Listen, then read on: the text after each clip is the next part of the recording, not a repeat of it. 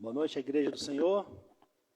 Eu agradeço ao Senhor por mais uma oportunidade de estar aqui adorando o seu nome, estar congregando com os irmãos e aprendendo mais de Deus. Que o Espírito Santo venha falar conosco desde agora. Eu peço aos irmãos que estejam nos ouvindo presencialmente, os que nos acompanham através das redes sociais, que foque seu coração agora em Deus, porque certamente Deus vai falar conosco, como tem falado todos os dias, todos os estudos. Ele quer instruir-nos no caminho da perfeição, que é o caminho do Evangelho. Amém, irmãos?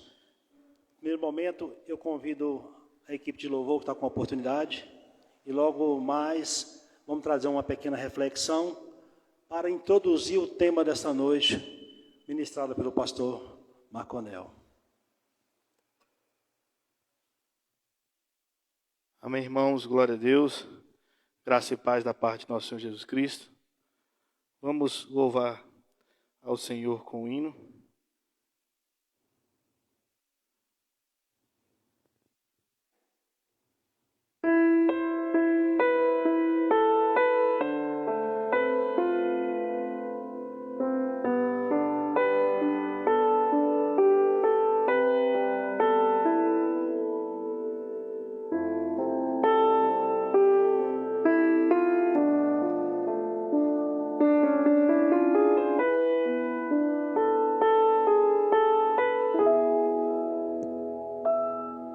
Senhor, eu sei que Tu me sondas, sei também que me conhece. Se me assento ou me levanto, Tu conhece meus pensamentos. Quer deitado ou quer andando, sabe todos os meus passos. Ainda que haja em mim palavra,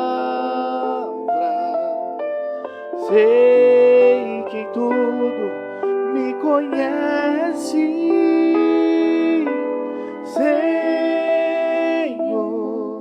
Eu sei que Tu me sondas, Senhor. Eu sei que Tu me sondas, Senhor. Eu sei que Tu me sondas, Senhor. Eu sei que Tu me sondas.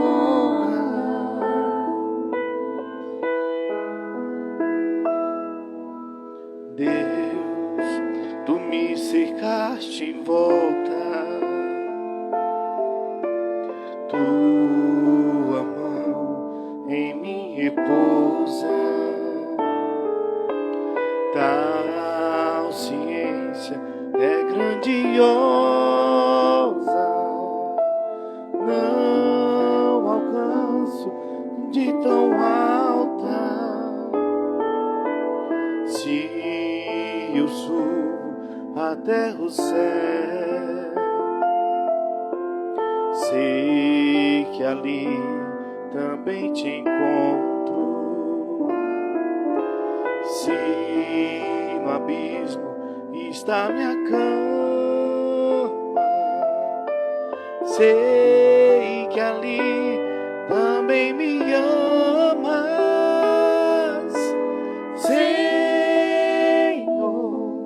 Eu sei que Tu me amas, Senhor. Eu sei que Tu me amas, Senhor.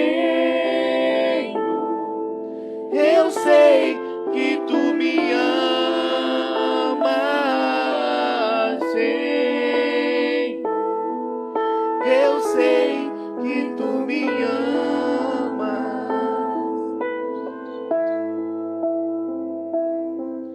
Eu sei que Tu me sondas.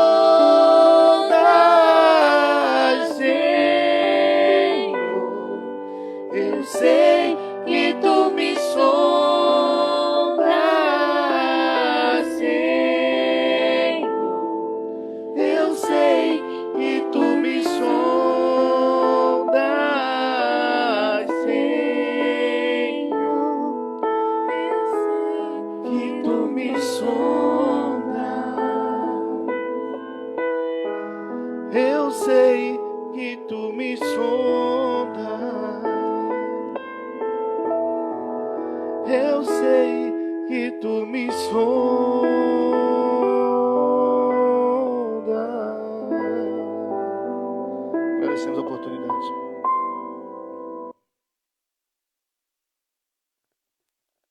Amém, irmãos, glória a Deus. Vamos orar, feche seus olhos, vamos falar com Deus. Pai santo e eterno Deus, bendito é o Senhor Deus, Criador do céu e da terra e de tudo que há. Nós estamos aqui, Pai, como teus servos, como teus filhos, reunidos e unidos em um só propósito, que é te adorar e te servir. Nós pedimos que teu Espírito Santo venha falar conosco, nos dando entendimento, nos abrindo o discernimento acerca da tua palavra. Sim, Pai, sonda-nos, examina nosso coração e tira tudo que há de mal, Pai, tudo aquilo que não te agrada. Que o Senhor venha cada dia mais nos capacitar, Pai, na verdade do Evangelho. Que nossas vidas, Pai, sejam um palco do teu louvor para a glória do teu nome. Nós oramos, Pai, por todas as famílias aqui representadas, por todos aqueles que estão nos ouvindo através das redes sociais, daqueles que ainda irão ouvir, Pai. Que o Senhor venha falar conosco, que o Senhor venha dar força, coragem, um espírito de ousadia, Pai, para viver em conformidade com a tua palavra, Senhor. Essa é a nossa oração, em nome do Senhor Jesus. Nós te agradecemos, amém. Amém, irmãos. Irmãos, eu trouxe uma pequena e rápida reflexão acerca do tema dessa noite. Os irmãos que quiserem acompanhar, pode estar abrindo a carta que o Paulo escreveu a Coríntios, a primeira carta, no capítulo 15.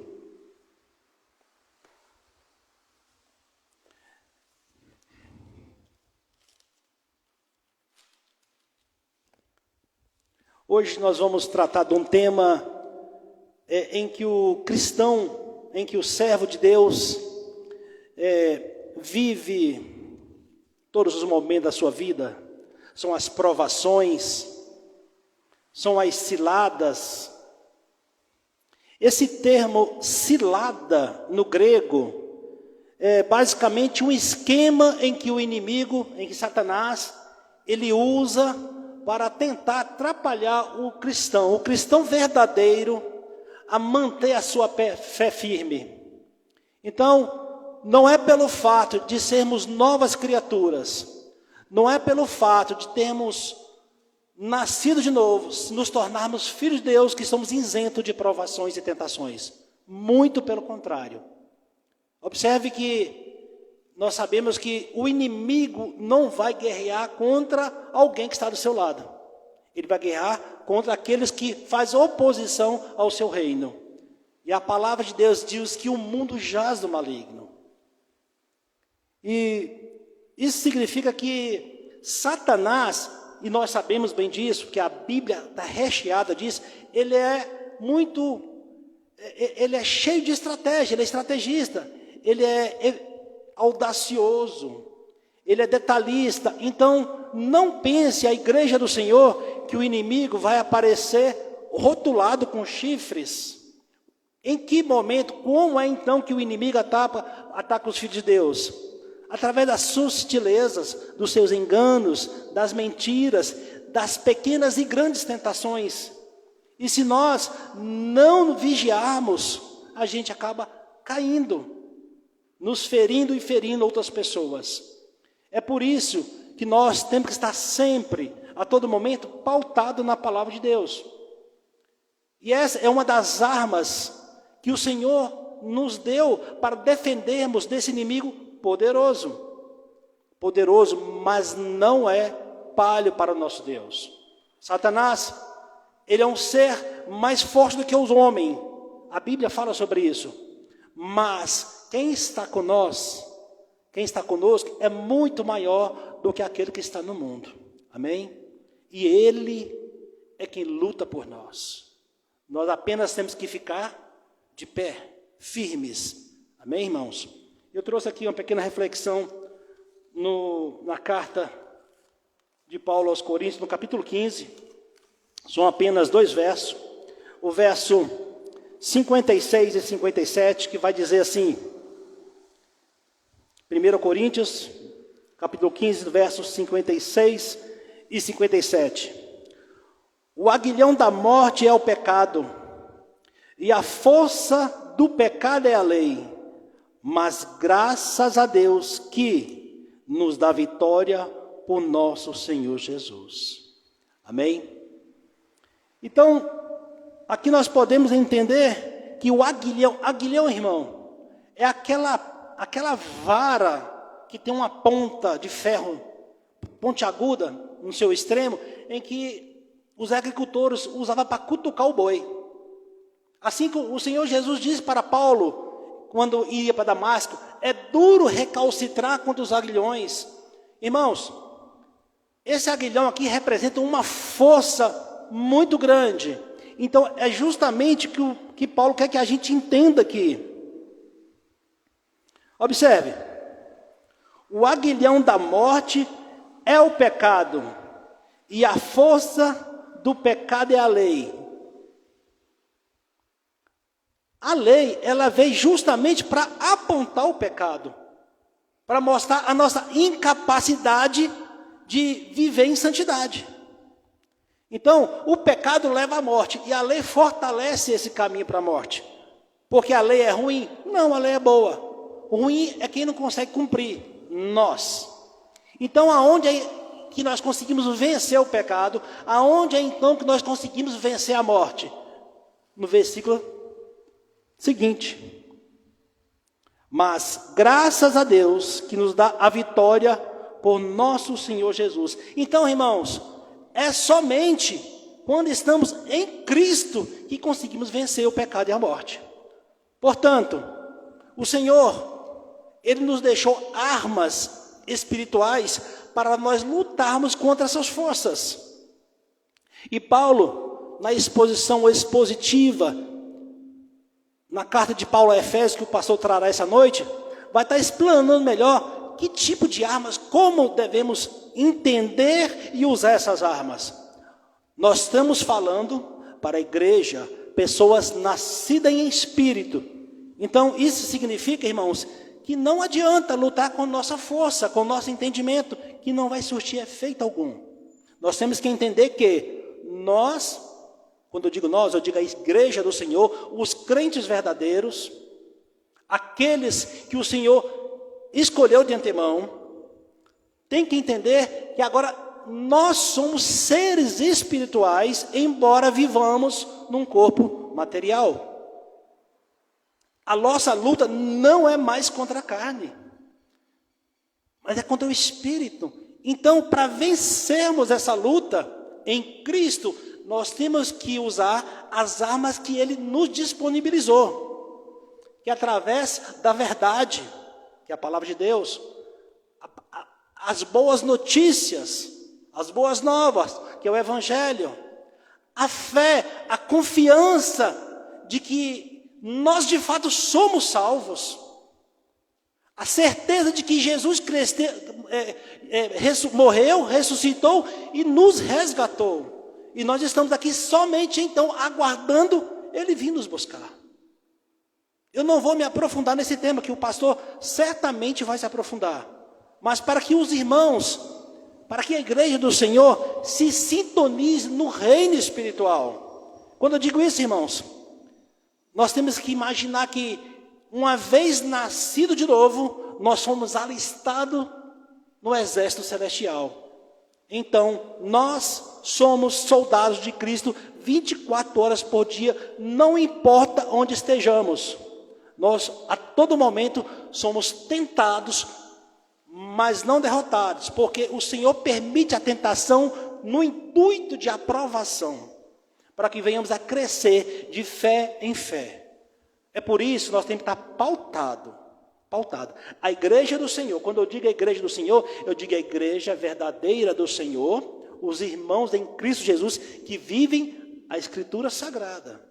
Não é quem professa ser crente, não é quem professa seguir o Evangelho, não é esse que eu estou falando. Eu estou falando para a igreja verdadeira, aquele que se submete a esta palavra. Somente as Escrituras, só Cristo salva.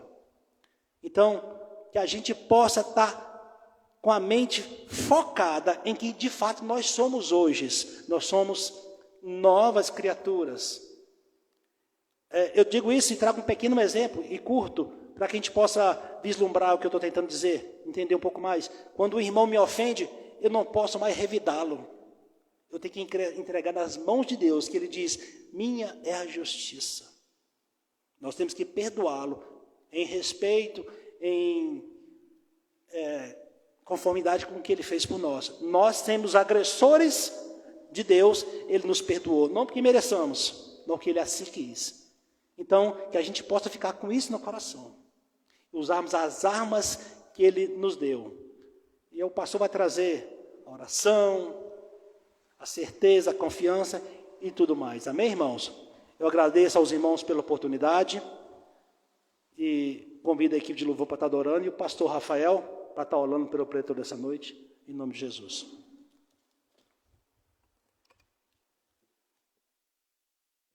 Saúdo a igreja com a graça e a paz do Senhor, amém?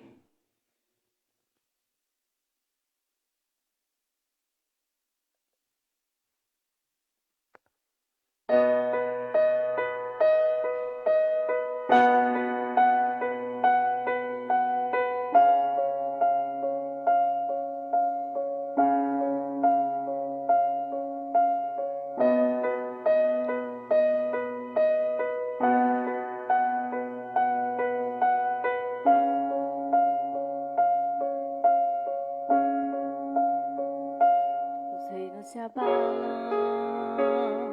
os povos se curvam, as bocas se abrem, as mãos se levantam para dizer que tu és o rei, para dizer que tu és o Senhor. Os reinos se abalam, os povos se curvam, as bocas se abrem, as mãos se levantam para dizer que tu és o rei, para dizer que tu és o Senhor. Teu reino é sempre eterno, firmado em misericórdia, justiça, igualdade, bondade e fidelidade. A tua igreja te adora, a tua igreja te adora. Teu reino é sempre eterno, firmado em misericórdia, justiça, igualdade, bondade e fidelidade. A tua igreja te adora, a tua igreja te adora.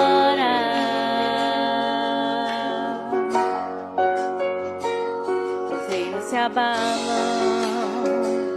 os povos se curvam, as bocas se abrem, as mãos se levantam para dizer que tu és o rei, para dizer que tu és o Senhor. Os reinos se abalam, os povos se curvam, as bocas se abrem, as mãos se levantam para dizer que tu és o rei, para dizer que tu és o Senhor. Teu reino é sempre eterno, firmado em misericórdia, justiça, igualdade, bondade e fidelidade. A tua igreja te adora, a tua igreja te adora. Teu reino é sempre eterno, firmado em misericórdia, justiça, igualdade, bondade e fidelidade. A tua igreja te adora, a tua igreja te adora.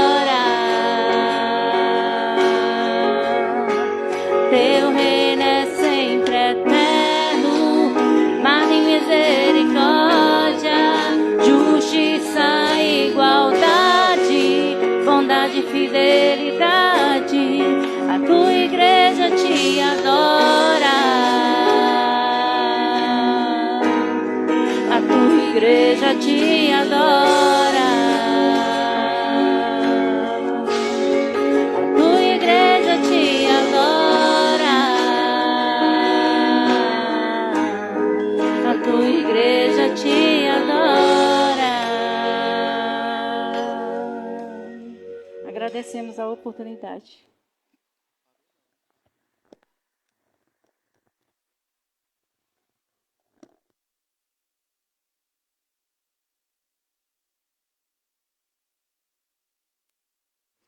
Amém, irmãos. Glória a Deus. Vamos nos colocar de pé. Vamos orar pelo pregador dessa noite. Amém.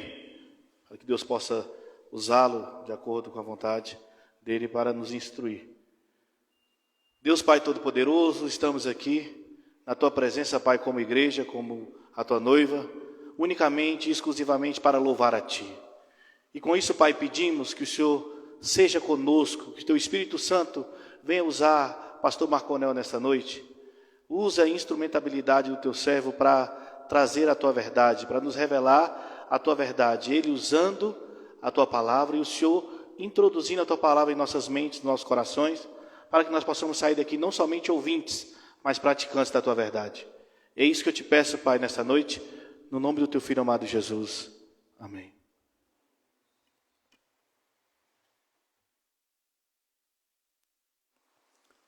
Amém, irmãos, graça e paz a todos. Boa noite. Mais uma semana, mais um domingo, mais um dia do Senhor.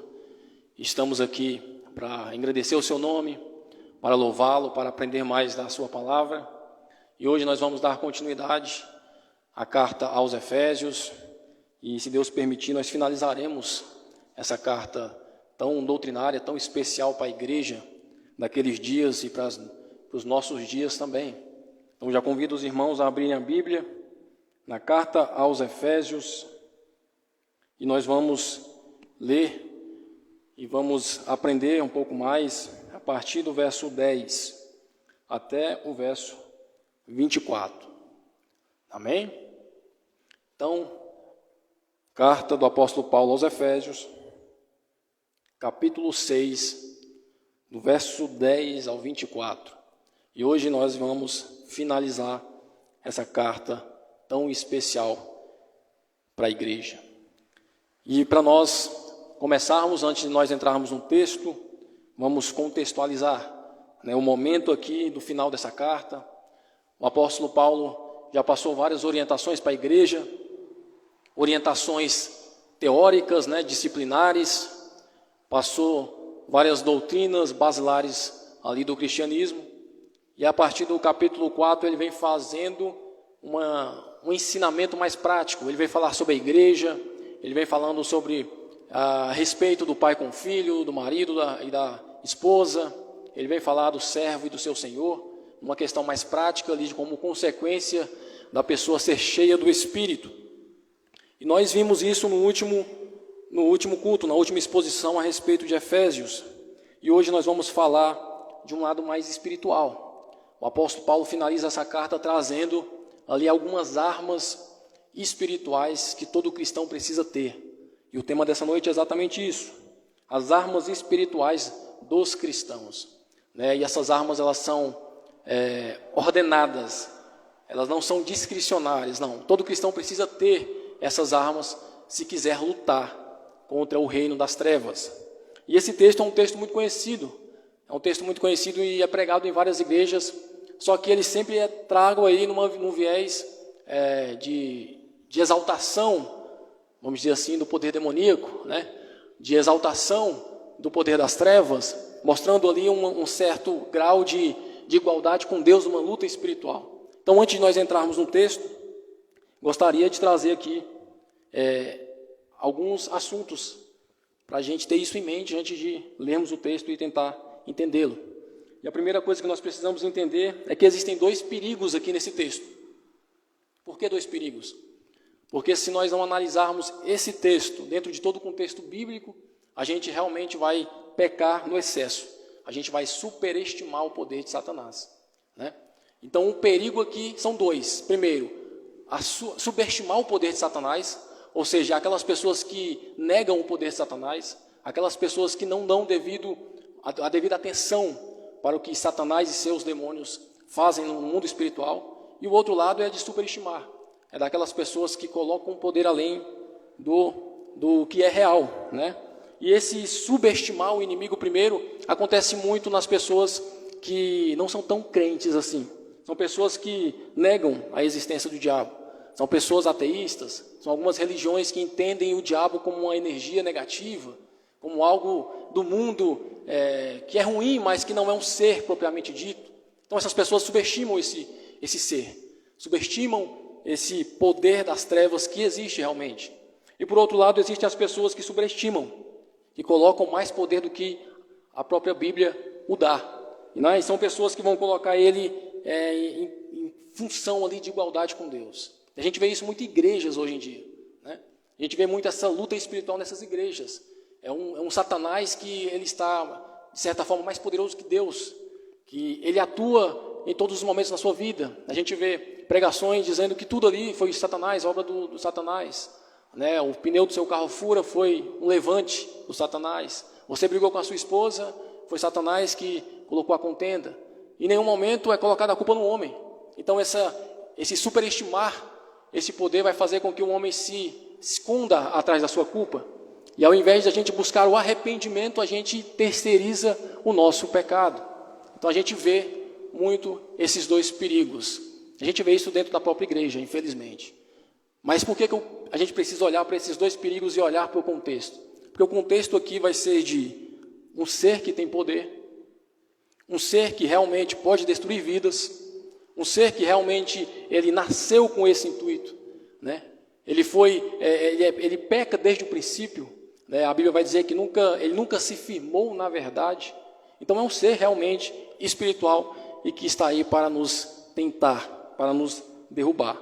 Mas da mesma forma, o apóstolo Paulo vai trazer algumas armas espirituais que o próprio Deus nos dá e nos capacita para que a gente consiga resistir a esse atentado, que a gente consiga resistir a essas investidas do maligno, né? Então, para a gente começar, e dito aí esse contexto, gostaria de convidar os irmãos a lerem comigo, a partir do verso 10, e eu vou trazer aqui na King James, 1611, uma versão um pouco mais tradicional, mas os irmãos vão conseguir me acompanhar, amém?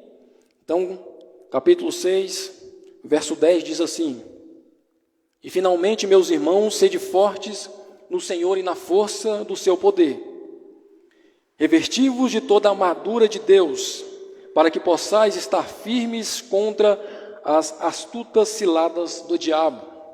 Porque não lutamos contra carne e sangue, mas contra os principados, contra as potestades, contra os governantes das trevas deste mundo, contra a maldade espiritual em regiões celestiais.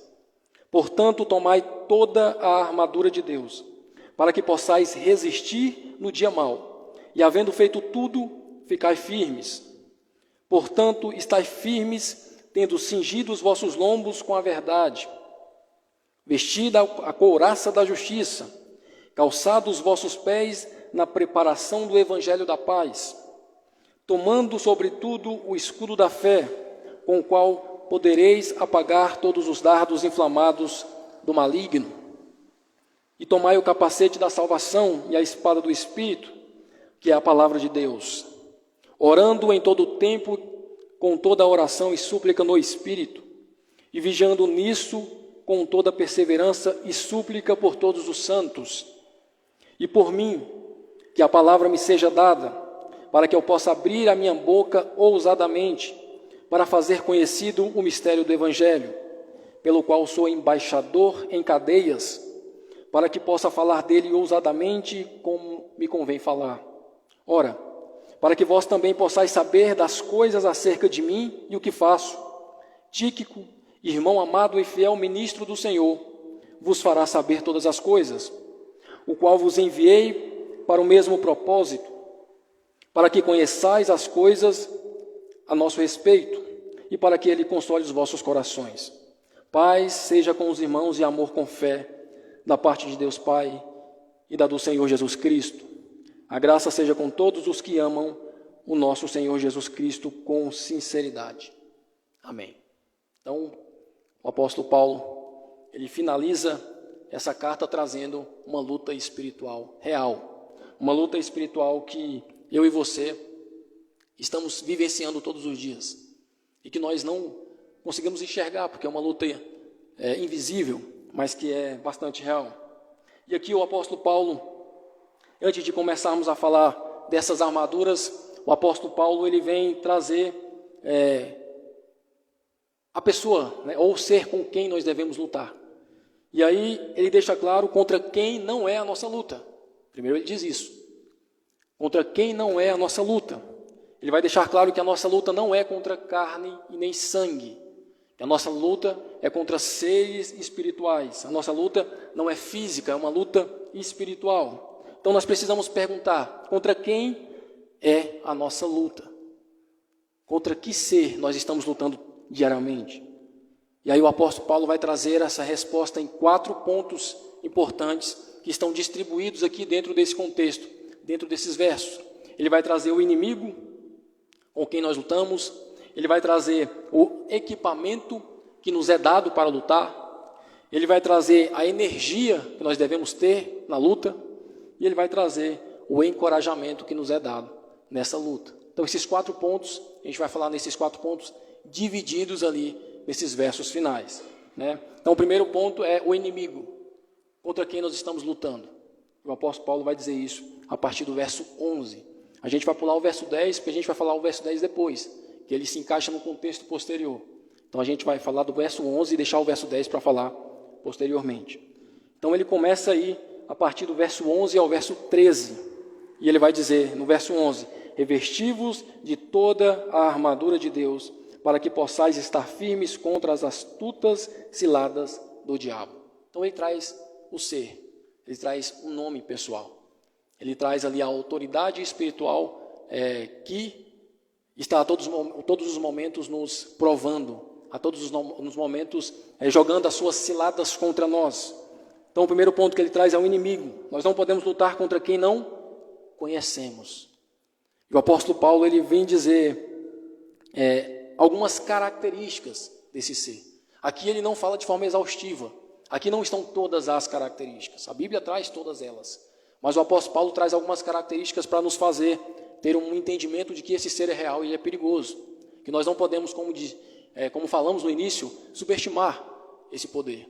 Nós não podemos achar que esse poder não está atuando neste mundo, neste momento. Né? E ele vai dizer algumas características. E essas características o reino das trevas ele possui uma organização. Se a gente olhar nos versos, ele vai dizer que nós lutamos contra principados, contra potestades, contra os governantes das trevas deste mundo, contra a maldade espiritual em regiões celestiais. Então existe uma organização. O reino das trevas não é dividido, né? Existe um teólogo que ele vai falar que a ordem das trevas traz desordem. É como se, até para trazer o caos, até para trazer a desordem no mundo real, né, nos filhos de Deus, até para trazer as consequências, esse mundo que traz essas consequências desordenadas, esse mundo espiritual que traz esse caos, ele é ordenado, ele é organizado. As consequências que ele quer trazer é caos, mas para que ele traga caos, ele precisa estar organizado. Então existe uma organização. A palavra de Deus não vai dizer quem é o superior, quem é o inferior, quais são as patentes. Por quê? Porque esse não é o intuito aqui. O intuito é dizer que este ser é um ser espiritual, verdadeiro, que atenta contra a vida dos cristãos. E que existe organização, existe hierarquia, né? Existe um comando, existe uma cadeia de comando. Paulo vai falar principados, poderes, príncipes, isso aí são hierarquias. A gente precisa entender que o apóstolo Paulo está num contexto romano. O apóstolo Paulo está pregando para uma igreja que, na sua predominância, não é de povo judeu, e sim de pessoas que eram pagãs, de várias etnias e que se converteram. Então, essas pessoas entendiam de comando, entendiam de organização. Então, esse reino ele tem uma organização, ele tem uma cadeia de comando, e ele articula-se contra um certo povo. Esse povo é a igreja de Deus. Ele vai contra tudo aquilo que é santo. Ele vai contra tudo aquilo que se levanta para, de alguma forma, santificar a sua igreja, santificar alguém, santificar a si mesmo. Eles investem na nossa vida buscando uma oportunidade para nos derrubar, para nos atacar. E a gente vai ver que ele investe na vida de cada pessoa de forma diferente, né? A gente vê isso até na Bíblia, com servos diferentes, atacando de formas diferentes. Por quê? Porque existe um reino ordenado, organizado para trazer o caos, para trazer consequências reais para o povo de Deus. Então, existem essas características, né? A própria palavra de Deus vai trazer. E algumas características fáceis de entender nesse texto. Algumas características fáceis da gente conseguir visualizar. Não só porque está escrito, mas por inferência. Em primeiro lugar, ele é um inimigo invisível. E aí fica difícil você lutar contra aquilo que você não vê. Fica difícil você lutar contra aquilo que você não enxerga, contra aquilo que você não sente. Porque é preciso você ter fé também para acreditar que ele exista, né? Só que não é uma fé salvífica, é uma crença. A fé salvífica que nos leva para a salvação é diferente, mas para você acreditar que ele exista sem ver, existe uma credulidade aí. E é complicado porque lutar contra o diabo e seus anjos e seus agentes invisíveis, a gente precisa se utilizar de armas invisíveis. A gente vai precisar se utilizar de equipamentos invisíveis. E o apóstolo Paulo vai trazer esses equipamentos para nós. Então, o diabo, a sua horte, né? Esse ser, esses espíritos, eles são invisíveis. Eles também são malignos. A gente vai ver aí no verso 11:2. A Bíblia chama ele de diabo, né? E em outras versões vai estar Satanás, inimigo de Deus, um ser que se atenta contra a santidade de Deus. A Bíblia vai chamá-lo de Satanás, de assassino, mentiroso, destruidor, tentador, maligno, serpente, dragão, Abaddon, e lá se vão vários e vários nomes para esse mesmo ser que existe no reino espiritual para atentar contra a vida daqueles que são de Deus, principalmente. Ele também é um inimigo astuto, a gente vai ver no verso 11, revestivos de toda a armadura de Deus, para que possais estar firmes contra as astutas ciladas do diabo. Ele é um ser astuto, e esse termo astuto significa que ele se utiliza de cilada para enganar. Ele sabe enganar o ser humano. Ser astuto é ele conseguir, com certa frequência, o resultado que ele pretende ter. Ele usar de artimanhas para conseguir atingir o seu objetivo final. Ele se transfigura em anjo de luz, a gente vê isso na Bíblia. Ele pode se transfigurar em anjo de luz para se esconder da verdade, para se camuflar, para enganar, para trazer falsos ensinos, né? Seus ministros parecem ser ministros de justiça. A gente vê isso o apóstolo Paulo falando em Coríntios, na segunda carta aos Coríntios. Os falsos apóstolos, ministros de Satanás. Pessoas que se passavam por apóstolos, por discípulos de Cristo Jesus, mas que estavam se camuflando com mentiras, que estavam trazendo pregações errôneas para dentro da igreja. E tudo isso é feito por quê? Por influência de Satanás e dos seus anjos caídos. Então ele é um ser astuto, ele tenta enganar as pessoas, levando a duvidar da palavra de Deus. A gente vai ver alguns exemplos, mas ele leva as pessoas a duvidarem da palavra de Deus, ele leva pessoas a duvidarem de sua salvação, ele leva pessoas a duvidarem do próprio Deus, da sua própria existência. Ele leva pessoas a interpretarem ou trazerem uma interpretação errada da palavra de Deus para o seu próprio benefício. Isso tudo são ciladas, são artifícios de Satanás para com a sua igreja, para com a igreja de Deus.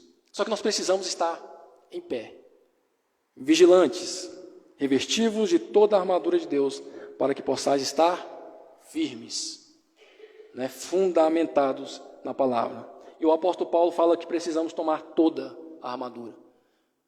E aqui, o interessante é que toda a armadura é toda mesmo. São os 6 equipamentos que ele traz. Se a gente deixar um de lado, a gente não vai ter uma força completa para, de alguma forma, lutar contra esse ser. E aí, o apóstolo Paulo vai falar que a gente tem que resistir no dia mau. A gente vai falar um pouquinho mais para frente, mas o dia mau nada mais é do que aquele dia que parece que tudo está contra nós. nada está dando certo, né? Ou nós estamos sofrendo fisicamente, ou de forma espiritual, com angústias. São dias que todo cristão passa. Tem dias que você está bem e tem dia que você está muito mal. E esse dia mal é o dia que o apóstolo Paulo traz. É o pior dia que você possa estar vivendo. Nós precisamos resistir nesse dia mal, porque é nesse dia mal que nós seremos tentados com muito mais força. O dia mal aqui refere-se àqueles dias de constante tentação satânica.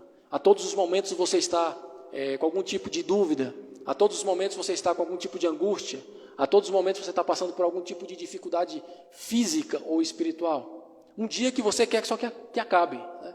Tem dias que você fala assim, eu só quero que esse dia acabe, que nasça um dia posterior. E a Bíblia vai trazer vários exemplos, e a gente sabe disso, a gente não vai entrar nos textos, mas que o próprio Satanás, ele estuda as pessoas, ele conhece as pessoas, ele sabe o lado que você tem como fragilidade. A gente vê isso nos exemplos de Sansão, Davi, Pedro. Eu trouxe aqui 3 exemplos clássicos para a gente ver 3 pessoas caindo em formas diferentes, né? A gente vê Sansão sendo um homem santificado por Deus, separado por Deus, caindo em um lado de adultério, um lado mais vamos dizer assim, mais levado a mulheres. A gente vê Davi sendo um homem temente a Deus, o coração segundo o coração de Deus, e caindo na cobiça, caindo na luxúria várias vezes. A gente vê Pedro caindo na autoconfiança, né? Perceba, cada cristão tem uma fragilidade, e Satanás sabe qual é a fragilidade de cada cristão. Por isso que nós precisamos estar firmes com toda essa armadura em nós, toda essa armadura, firmes, tementes, seguindo aquilo que ele nos orienta, para que a gente consiga resistir no dia mal. E eu trouxe aqui algumas dessas estratégias, a gente vai falar rapidamente, eu vou trazer os versos, para que a gente não fique só falando, mas que a gente traga um fundamento bíblico, né, de que realmente Satanás ele tem estratégias, e que se nós não levarmos a sério, nós podemos tropeçar, nós podemos cair, nós podemos sofrer muitas consequências espirituais, físicas, né? A gente vê em Mateus capítulo 4, ele citando erroneamente a palavra de Deus para Cristo. Perceba, ele trazendo a palavra de Deus fora de contexto, trazendo a palavra de Deus com uma interpretação errônea, contra o próprio Senhor, contra a própria palavra, contra o próprio verbo. Veja como ele é um ser que quer de todas as formas derrubar, de todas as formas destruir. Ele não é um ser qualquer. A gente vê que ele confunde a mentira com a verdade, que parece que essa mentira é uma verdade. A gente vê ele fazendo isso com Eva, em Gênesis. Ele mudando as palavras para que você caia na mentira. A gente vê ele induzindo os ministros, como a gente falou aqui, lá em 2 Coríntios, pessoas que eram influenciadas pelo erro como ministros de Satanás, se passando por verdadeiros apóstolos, se passando por verdadeiros cristãos, trazendo erroneamente doutrinas para dentro da igreja. A gente vê ele reforçando a crença humana de que ele não existe, em Atos 20. Então perceba, quando a gente chega para alguém e a pessoa diz assim, eu não acredito que o diabo exista, isso só prova que ele já enganou aquela pessoa. Porque isso é uma estratégia, como está escrito em Atos 20. Ele incentiva aquela pessoa a não crer nele, a não acreditar que ele exista. A gente vê também ele entrar em lugares onde não se esperava que ele entrasse. A gente vê ele entrando em sinagogas. A gente vê ele entrando em lugares considerados santos. Por quê? Porque ele entra, irmãos. A gente precisa tirar aquela mentalidade de que Satanás ele é territorial, né? Aquela mentalidade de que em cada país, em cada estado, em cada setor existe um demônio diferente. Irmãos, a Bíblia não traz isso. A Bíblia traz que existe um Satanás, existem vários ministros dos Satanás, e esses ministros que eu digo aqui são anjos caídos de Satanás, e que em nenhum momento ele é impedido de ir em algum lugar. Não, ele está ali para fazer o trabalho dele. Ele está ali para tentar. Ele está como um leão ao nosso derredor, esperando um momento oportuno. A gente vê isso aqui em Mateus 24, 2 Tessalonicenses, ele entra em lugares onde ele não é esperado. A gente vê também ele, acima de tudo, prometer ao homem que por meio das más ações ele pode se chegar a obter o bem. Ele prometer ao homem que fazendo aquilo que o coração deseja, ele vai ser feliz. Ele prometer ao homem que o homem se exaltando ou se glorificando a si mesmo é o fim último da vida humana. Então tudo isso a gente vê Lucas capítulo 4, verso 6, verso 7, em outros textos. Perceba, o diabo ele sabe aquilo que nos toca. Ele sabe que nós temos pontos fracos. E por isso que o apóstolo Paulo ele vem trazer esse texto para finalizar essa carta. E trazer armas espirituais para que eu e você como cristãos precisamos nos atentar e ter. Então o inimigo ele é astuto. O inimigo ele é invisível. O inimigo ele é maligno. E o inimigo ele também é persistente. No verso 13, no finalzinho, no verso 13, ele vai dizer assim: e havendo tudo feito, permaneça firme. Porque não basta você vencer um dia, não basta você vencer um momento, não basta você vencer aquela tentação, não basta você vencer aquela provação, você precisa vencer e permanecer firme. O diabo, ele sabe que se você vacilar, que se você de alguma forma não estiver firme, vigilante, você vai cair em tentação. O próprio Cristo vai dizer: vigiai, ficai de pé, para que não caia em tentação. Ao serem derrotados, o que acontece? Eles voltam. Eles não se cansam. O trabalho deles é esse. Eles não são derrotados e vão embora e deixam você em paz. Não, eles são derrotados, mas eles voltam. Eles atacam outra parte da sua vida. Eles atacam outra fragilidade que você tenha. Eles só esperam você estar com guarda baixa. Perceba, Sansão, o que aconteceu com Sansão? Um exemplo bem prático para a gente ver. O que aconteceu com Sansão? Quantas vezes ele venceu os filisteus? Quantas vezes ele saiu vitorioso? Mas teve uma vez que ele não conseguiu. Ou seja, não permaneceu. Ou seja, Satanás ele continua intentando. Davi venceu exércitos. Davi foi o rei que mais venceu guerras. Né? Mais venceu guerras. Mais venceu exércitos.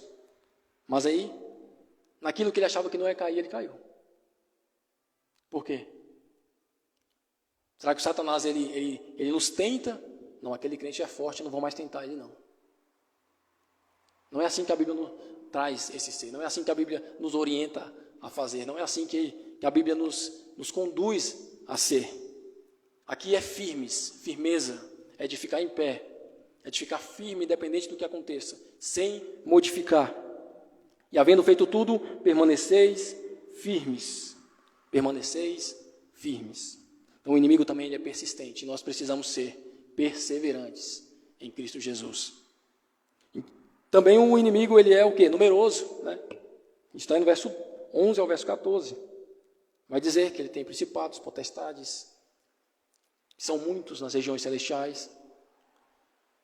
Mesmo ele não sendo onipresente, onipotente, onisciente, porque só Deus é, mas ele tem seus anjos ali. Ele tem comunicação, ele tem sua rede de organização, como nós vimos aqui. Ele é um ser que está a todos os momentos intentando contra nós.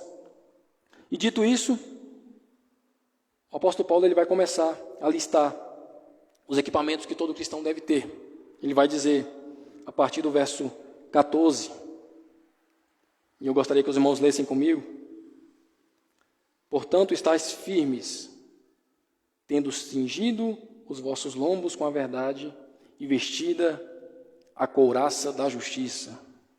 Portanto, estáis firmes, tendo cingido os vossos lombos com a verdade. E aqui ele traz o primeiro equipamento, cinturão da verdade, né? Traduzido como cinturão da verdade. Permanecer firmes, trazendo em volta um cinturão da verdade. E aqui é interessante porque faz um contraste de Satanás com o crente. Por quê? Porque Satanás ele é o pai da mentira. João 8,44 vai dizer, e aqui vai dizer que nós precisamos estar com o cinturão da verdade. O apóstolo Paulo tem em mente aqui, irmãos, a armadura de um soldado romano. Ele está naquele contexto. A gente tem que lembrar que os judeus ali viviam sobre o governo romano, né? Os judeus naquela época não tinham soldados. Aquele povo estava familiarizado com os soldados romanos.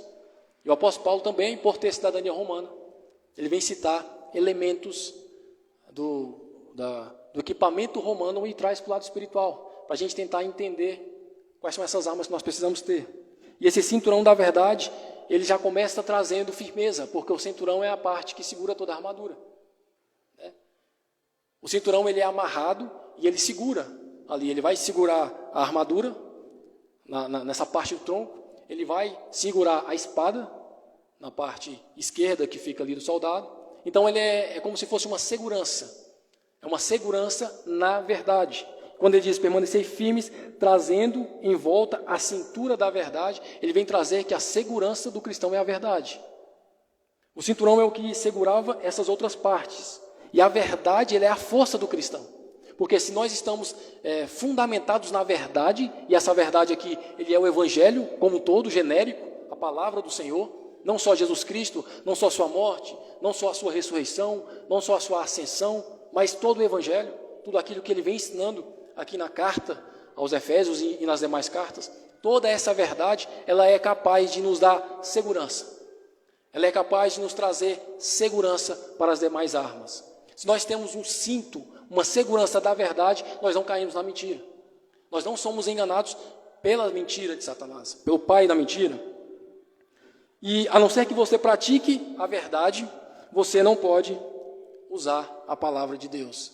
Por quê? Porque ele segura a espada. A gente vai ver que a espada do Espírito é a palavra do Senhor. É a palavra da verdade. Então ele traz esse primeiro equipamento de segurança, um equipamento basilar, onde você sustenta os demais equipamentos, onde você sustenta ali aquele equipamento de tronco, equipamento principal, né? O cinto da verdade, ou o cinturão da verdade. E aí ele vai para o outro, que é a couraça da justiça, e vestindo a couraça da justiça. E essa peça também era feita de metal, era cobrida até o pescoço, tinha uma parte em couro, naquela época no peito, onde protegia ali o coração e os órgãos vitais. E essa couraça representa duas coisas. Couraça da justiça, ela vai representar duas coisas. Primeiro, a justiça que o crente tem em Cristo.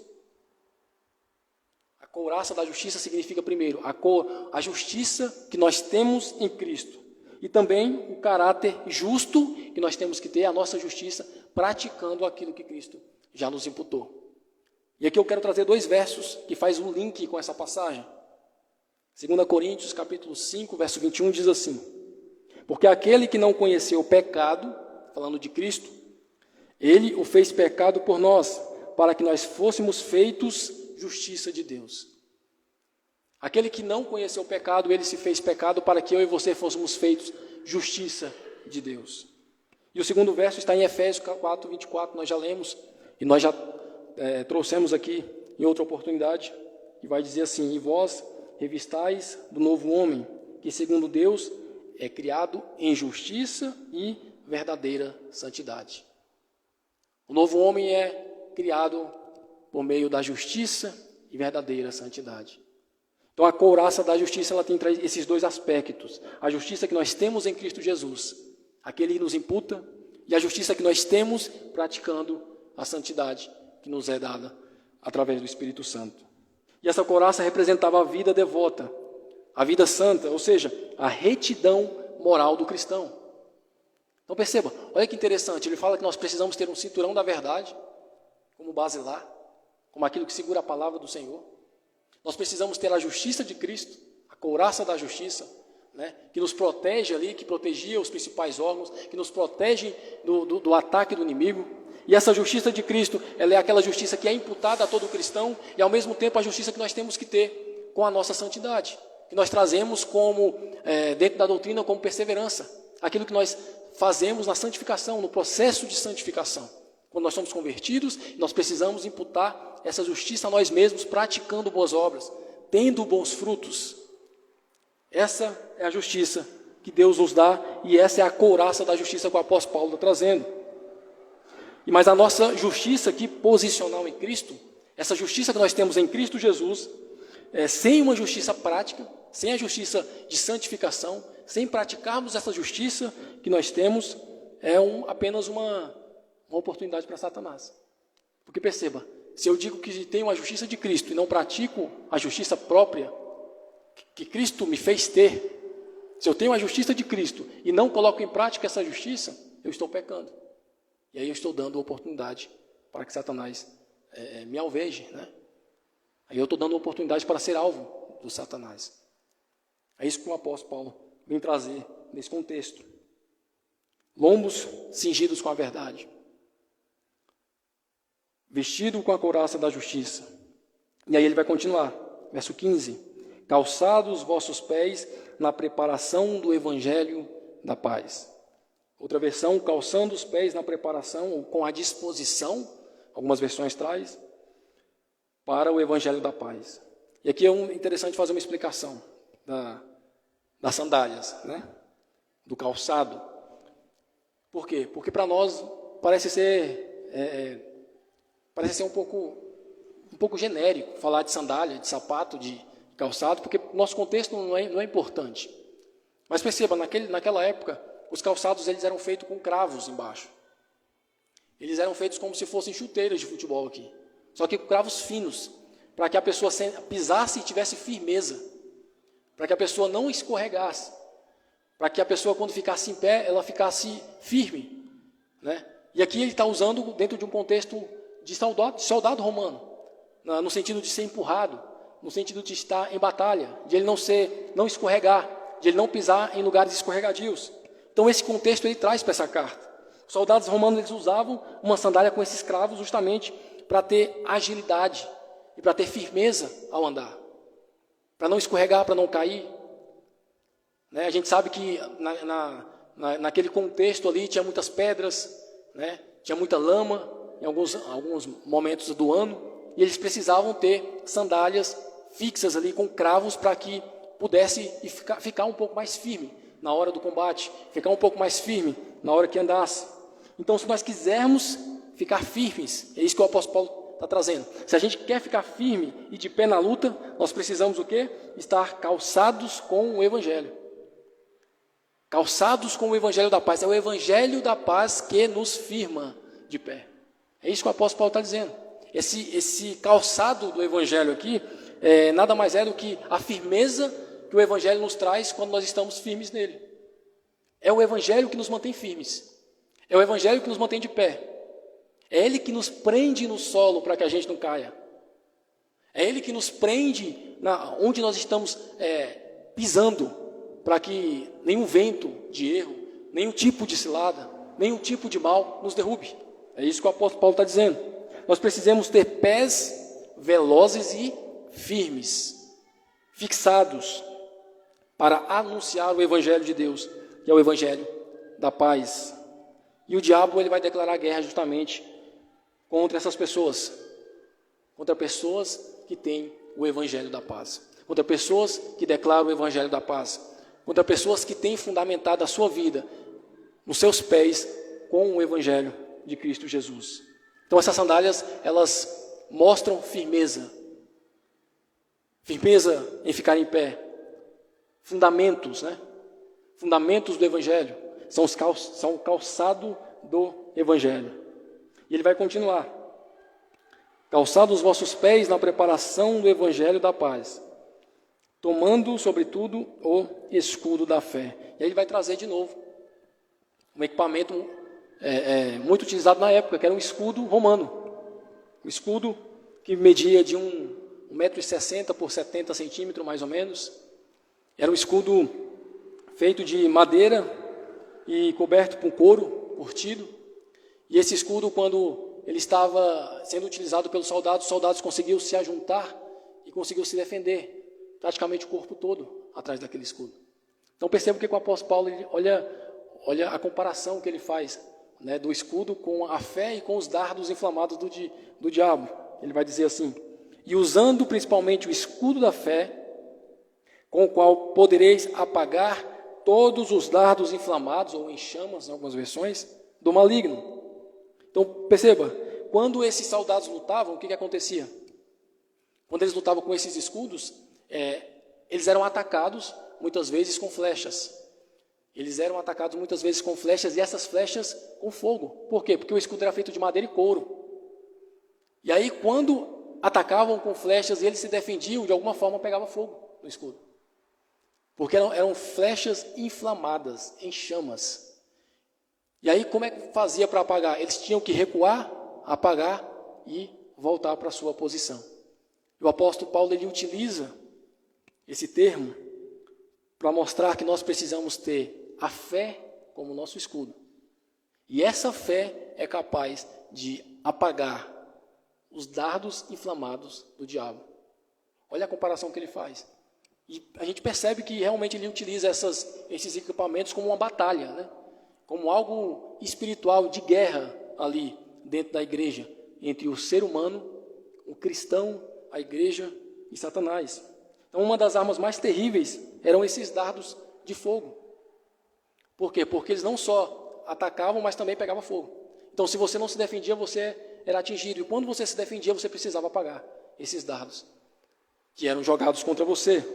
Então, o que o apóstolo Paulo está dizendo? Que o diabo, ele lança dardos de fogo. Não de forma real. Ele está fazendo uma metáfora aqui com a guerra espiritual. Mas que ele lança os seus dardos inflamados. Ele lança as suas provações. Ele lança aquilo que pode fazer você errar. Ele vai lançar dardos de fogo, principalmente no nosso coração, principalmente na nossa mente. Ele vai lançar mentiras, ele vai lançar pensamentos blasfemos, ele vai lançar toda sorte de pensamento de vingança, ele vai lançar dúvidas, ele vai lançar desejos ardentes por aquilo que você não pode ter. E tudo isso são dardos de Satanás em nós. E nós precisamos nos defender com que tipo de escudo? Com a fé. Nós precisamos nos defender com a fé. Então, esse escudo da fé nada mais é do que uma arma de defesa, né? Nada mais é do que algo que eu e você podemos apagar aquilo que Satanás nos envia. Nós podemos diminuir o poder de Satanás contra nós, através da nossa fé. E nessa aljava, vamos dizer assim, nessa flecha de Satanás, há todo tipo de erros. E para todo tipo de erros, a gente precisa ter sempre a fé na palavra do Senhor. Perceba que é uma sequência aqui. Você já precisa ter a couraça da justiça. Você já precisou ter o cinturão da verdade. Você precisou ter esse escudo da fé. Você precisou ter as sandálias que te firmam no Evangelho. E aí você tem um escudo para conseguir apagar esses dardos inflamados do diabo. Ele vai continuar no verso 17. E tomai o capacete da salvação. E aqui é interessante porque o apóstolo Paulo faz um link do capacete com a cabeça, né? Capacete da salvação. Satanás, ele ataca principalmente a mente do ser humano. Isso a gente precisa entender, irmãos. Satanás está mais preocupado em desvirtuar aquilo que você crê, em trazer mentiras para você, em fazer você acreditar em erros, do que em te ferir, do que em te trazer doenças, do que em trazer morte física. Por quê? Porque isso tudo não vai fazer você cair no erro de blasfemar, não vai fazer você cair no erro de um falso evangelho. Só vai fazer você buscar mais a Deus. Eu não estou dizendo que Satanás ele não faça isso. Ele faz muitas vezes. Ele traz doenças, ele traz enfermidades. Isso a gente vê nos evangelhos. Mas perceba, o foco dele não é esse. O foco dele é fazer você e eu vivermos uma vida enganados. Por quê? Porque você pode ter saúde. Você pode ter um bom emprego, uma vida próspera. Mas se você é enganado, você está no inferno. Agora, você pode ter, como Jó, lepra. Você pode ter perdido tudo. Mas se você tem fé em Deus, você está salvo. E a preocupação dele não é em você estar bem ou não financeiramente. Em você estar bem ou não emocionalmente. A preocupação dele é fazer você, de alguma forma, desacreditar das promessas de Deus.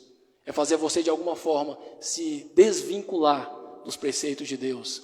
De você não obedecer a Deus. Ou de você obedecer da sua própria forma. Então perceba, o capacete ele vem blindar a cabeça.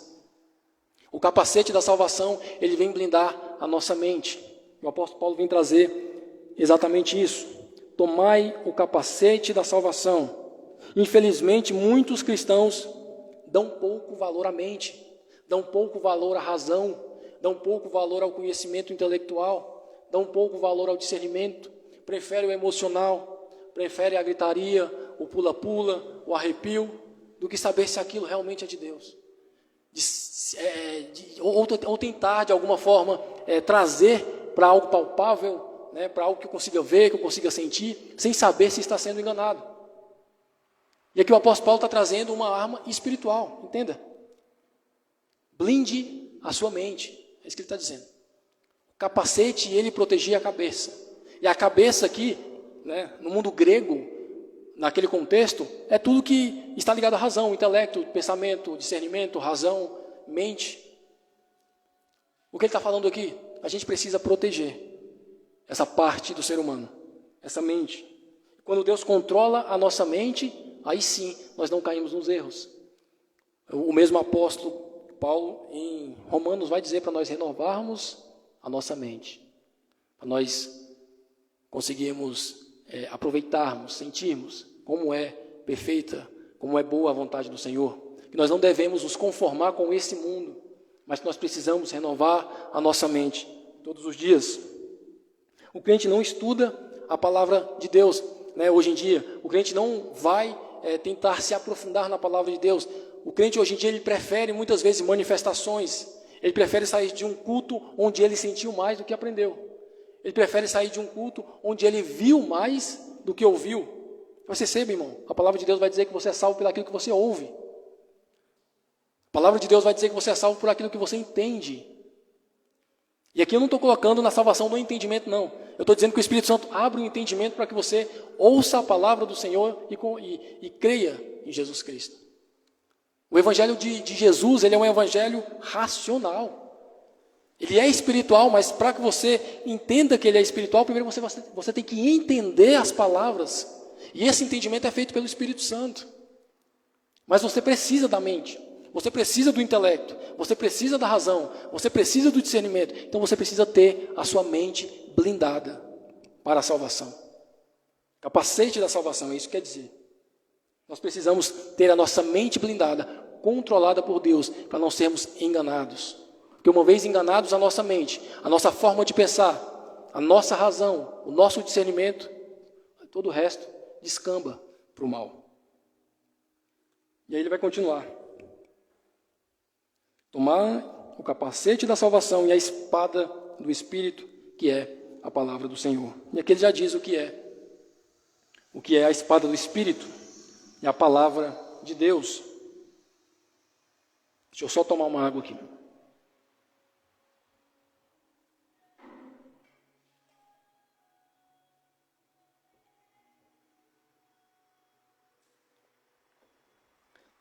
Então, no verso 17, na parte final, ele vai dizer: a espada do Espírito, que é a palavra de Deus.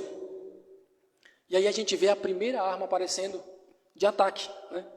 Todas as armas aqui que ele traz, todos os equipamentos são equipamentos de defesa. Couraça, cinto, né? Sandálias, capacete. E essa é a primeira arma de ataque que ele traz. Essa espada é a palavra do Senhor. Então perceba, a espada ela está pendurada no cinto da verdade. Aquilo que nós falamos. O cinturão da verdade é a base. A verdade é a base para a palavra da verdade, para a palavra do Senhor.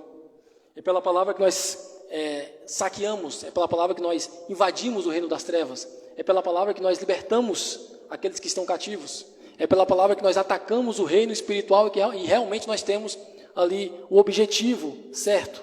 Por quê? Porque é a palavra que liberta, é a palavra que traz conversão, é a palavra que traz arrependimento, é a palavra que vai fazer você parar de ser escravo das suas próprias vontades e se tornar servo do Senhor.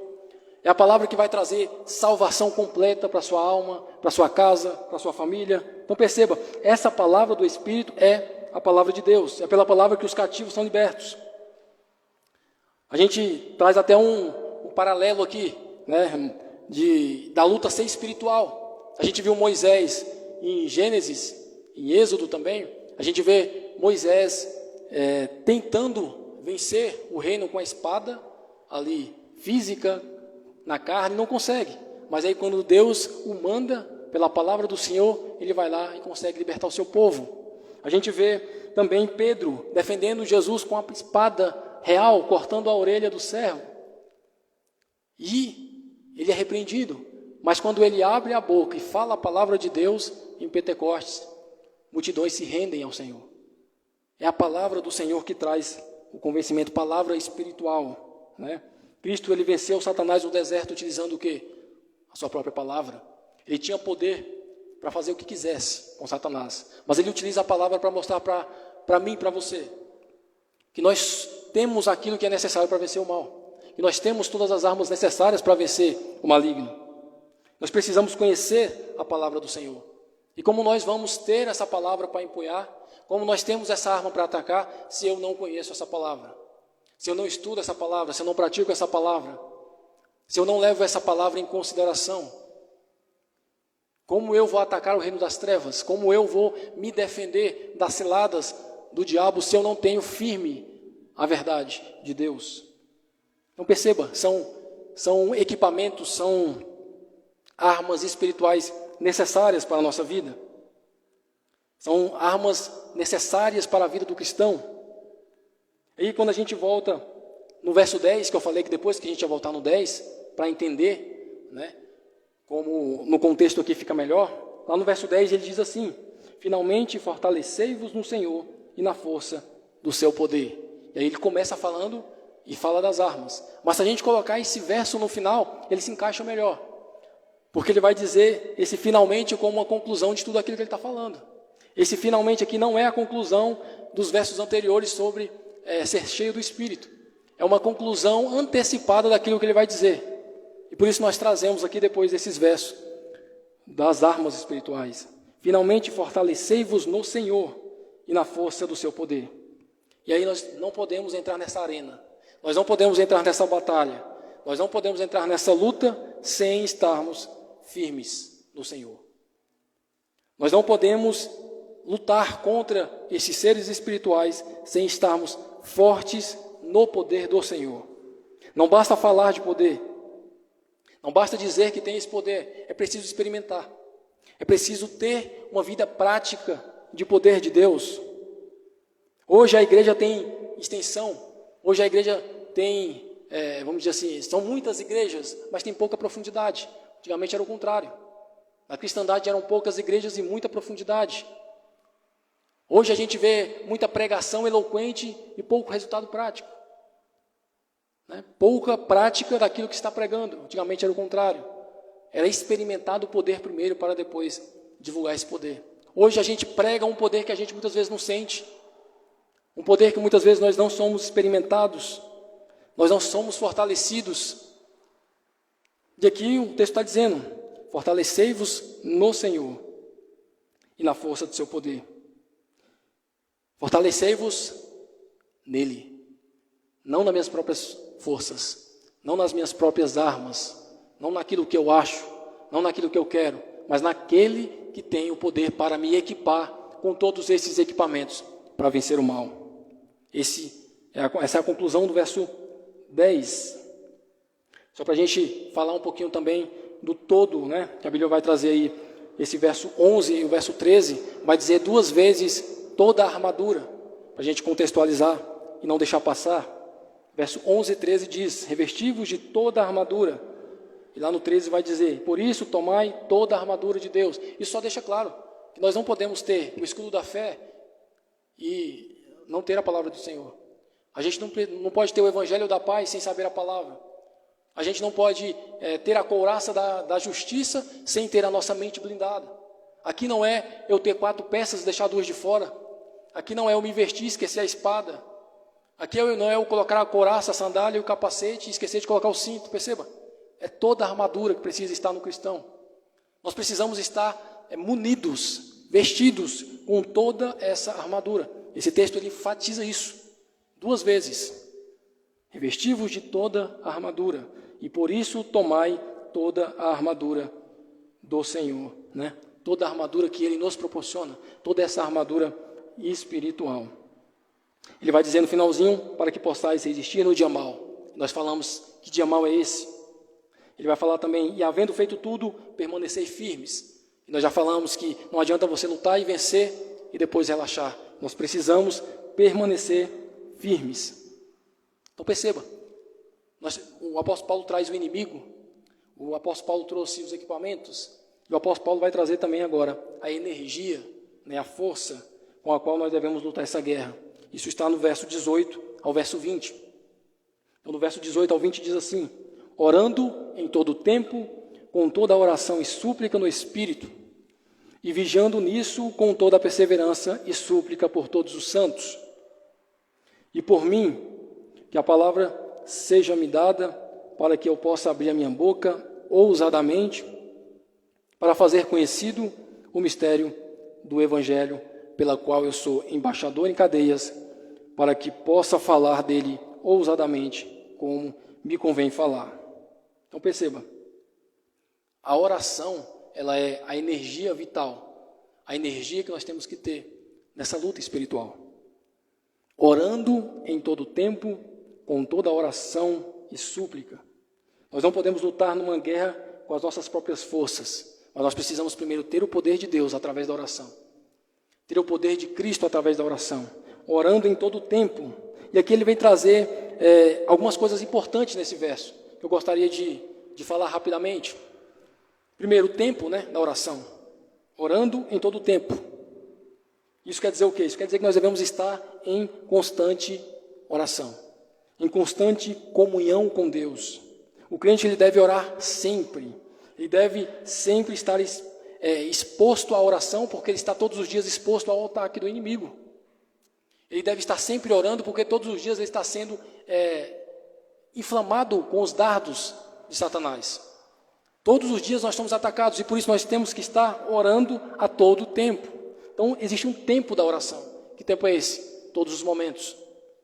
Existe a natureza da oração, perceba, com toda a oração e súplica. Isso é uma natureza.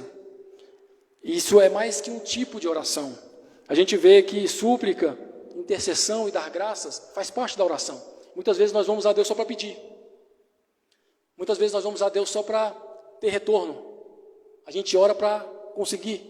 A gente não suplica, a gente não agradece, a gente não dá graças, E a natureza da oração que o apóstolo Paulo está dizendo aqui é essa: oração, súplica e graça. Não só pedido, mas agradecimento. Não só pedido, mas intercessão com súplica por todos os santos, e não só por você. É manter-se em intimidade com Deus, deleitando-se nele para proveito de todos, não só o seu proveito. Nós somos um corpo, e quando eu oro em favor da igreja, em favor dos meus irmãos, eu estou beneficiando esses também. Eu estou fortalecendo esses também. Eu estou, de alguma forma, ajudando essas pessoas a estarem com essa armadura espiritual. Então, a natureza da oração, existe o tempo da oração, existe a esfera, o local da oração. Ele vai dizer, no Senhor, orando o tempo todo, com toda a oração, súplica, no Espírito. No Espírito, no Senhor. E aqui quer dizer que essa oração precisa ser motivada pelo Espírito Santo. Aqui é interessante a gente dizer que não é uma oração no monte, não é uma oração em línguas. Pode ser, irmãos, pode, mas ele não está dizendo isso. Ele está dizendo que essa oração precisa ser uma oração espiritual verdadeira no Espírito. Uma oração que não é uma oração somente física, não é uma oração somente verdadeira carnalmente, não é uma oração somente fervorosa, precisa ser uma oração intrínseca, verdadeira e espiritual, no Espírito. Porque o Espírito ele vai nos assistir em nossas fraquezas, a gente já viu isso na palavra do Senhor. O Espírito ele é como aquele que intercede com gemidos inexprimíveis. Ele vai trazer a verdadeira oração e levar essa verdadeira oração ao céu, a Deus, quando nós oramos no Espírito.